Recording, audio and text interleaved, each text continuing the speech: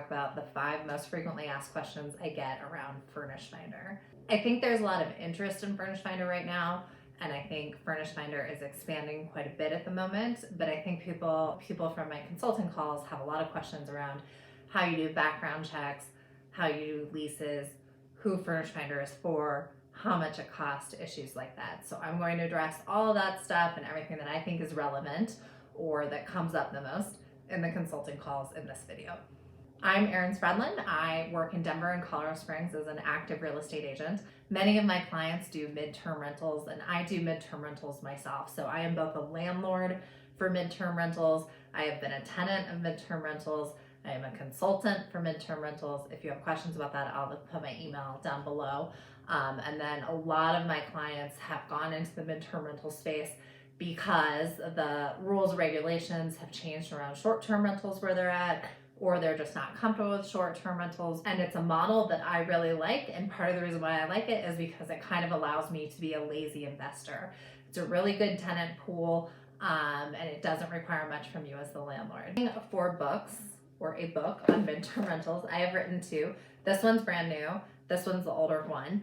This one talks about the different demographics that would be interested in a midterm rental. It has checklists, it has interviews with landlords and tenants, and it's a little bit about the research that went into it and why I thought midterm rentals would just blow up. But it's also somewhat a user guide. This is definitely a user guide. So it has checklists in the back, but it also has tips, like call outs that I do, some of the most useful tips that I found from the videos. And it's also a 4-part breakdown about how to do midterm rentals. Both are available on Amazon in Kindle and paperback format, and you just need to search Erin Spredlin and it will come right up. They will come right up. Before we get going, a like and subscribe is always appreciated, always helpful, and helps other people that are like you find this channel. The first question I get, and the question I see a lot online, is Furnished Finder free? So Furnished Finder costs you per property, and it's going to cost you $99 per year per property, and then it will stay up for the full year. And what you need to know about Furnished Finder is that it's more like Facebook Marketplace than it is like Airbnb. And what I mean by that is that there's no leasing or taking money through Furnished Finder. We will talk about that in a moment if your antennas are going up and you're thinking, yes, there is. I'll talk about that in a second, but it's not baked into the software the way it is with Airbnb. Pay $99 up front, but that's all you pay. And it's a marketplace like Facebook because it's just a listing, but there's not a lot of technology behind it. Whereas Airbnb takes 3%, and then there's all this technology and vetting behind that, but it's 3% for every listing. Furnished Finder is $99 for the year per property. You can pay for a 2-year subscription, but I don't, because you don't know how long your property is going to get rented, or if you want it to be up there for 2 years. But that said, it is a little bit cheaper if you do it for 2 years as the host. So that is the expense to the host. There is an expense to the tenant on the back end if they end up putting an application through. They do a lease or a background check, and that will cost them some money, and we'll talk about it in a minute. And I know that's confusing because I just said those components of it don't exist in Furnished Finder the way they do in Airbnb. Okay, so the second question I get in consulting a lot is about the lease. And the reason why people have a lot of questions about the lease is because the experience is very different than what you experience in Airbnb. Again, to the point that I made in number 1, Airbnb is kind of takes care of everything for you. Airbnb has this marketplace. They're looking for it, and then they want to secure your property. And then Airbnb takes care of everything on the back end. They basically send you an approve or deny request, and then it's done. And Furnished Finder is different and more like Facebook Marketplace because people are searching, they find your property, they email you, and then you have to find a way to put them on a lease and figure out next steps. So as you move the conversation through, you've answered some questions, you've asked some questions, they've responded, seems like it's a good time for the lease. So I use a template lease that's out of Colorado. It's the same one every time, but I just modify it for whoever the tenant is. And it's very, very, very similar to what you would have as a long-term lease if the tenant was going to stay for a year. But how do I issue the lease?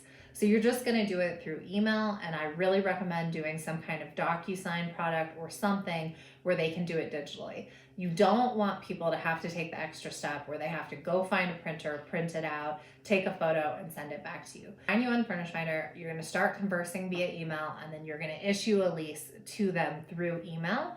And you can modify that lease to your preferences, but make sure that that lease is electronic friendly and that you can issue it in a way so that they can sign it without ever getting up from their computer. The other tip I have on this is to give them timelines. So you have 72 hours to sign this lease or ask questions about it. You have 72 hours to get me the deposit or ask questions about it. And it's not that it's no longer available to them after the 72 hours, but it's that you will not hold it up for them anymore. It's going to be open to other tenants. All right, tip number 3, how do you background check? So how do you do a credit or a background check to see if the tenant is a quality person and what you can expect? I find that a lot of potential landlords or people new in this space are always worried about squatters or bad tenants. I've said it before and I will say it again. You hear about that stuff in the news, but that really has not been my reality. It hasn't been the reality for a lot of my tenants or a lot of the people on this channel. Just keep in mind when you're thinking about that or worrying about that, that a news story about a tenant landlord situation that went wrong is a much better news story than a news story about a tenant that came in and paid their bills and were respectful and that you liked and then left. All right, that said, you're worried about the background and the credit lease. Background and the credit check. So 2 things to note about this. You can do it through KeyCheck in Furnished Finder. Again, it's under property resources, and so property owner resources. So if someone comes in and they want to rent your place from you and you want to move forward with them, you can issue them a link through KeyCheck in Furnished Finder, and it's under that property owner resources. You just scroll down on that tab and you'll see it and it'll be there and you can issue it that way. Tenant pays, you don't, and then you'll get an email talking about their background and credit history. Second tip I have on that though is that whenever you are vetting tenants, listen to your gut and also pay attention to how they communicate.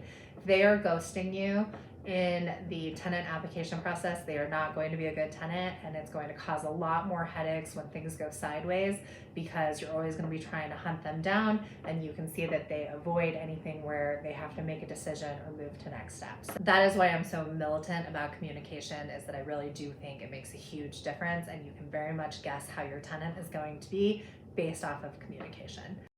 All right, tip number 4, or frequently asked question number 4, it's kind of a lie because people aren't asking me about it, but I'm always pointing it out because I think it's relevant. And that is this emphasis on medical professionals and specifically traveling nurses. And the reason for that probably is because people are used to thinking about traveling nurses in this furnished rental 30+ day space. But also I think people are comfortable with traveling nurses, so they assume that they're good tenants and that it's not going to be the riffraff that comes in through Airbnb and whatnot. But I think that's really limited thinking. Traveling nurses were certainly the people that needed furnished rentals in the past and were very good tenants, and that's why you heard about them. But more and more that pool is expanding, and certainly on Furnished Finder it's expanding too. So probably 50-60% of the rentals I get through Furnished Finder are still traveling nurses, but I definitely get remote workers through that space, and I also get people that are new to the city that want to explore the city before making an investment or buying somewhere. To be honest, American Nomads is very much about this. It's very much about the different tenant profiles that you could rent out to and how you should think about them. Furnished Finder is definitely leaning into this. So in the past, they had an emphasis on traveling nurses, but I think in 2023, they're going to expand that profile. And even just looking at the website today, I noticed that they had added snowbirds as a potential demographic that you could rent to. Okay, and final question, question number 5.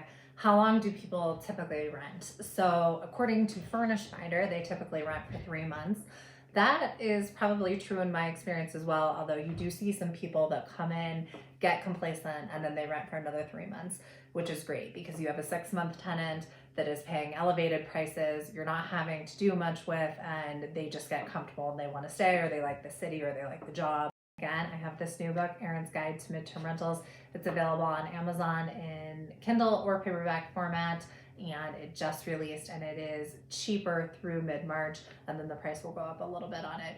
If you have questions, I'm dropping my email below. A like and subscribe is always appreciated, and thanks again for watching this video. I'm sure I will see you soon.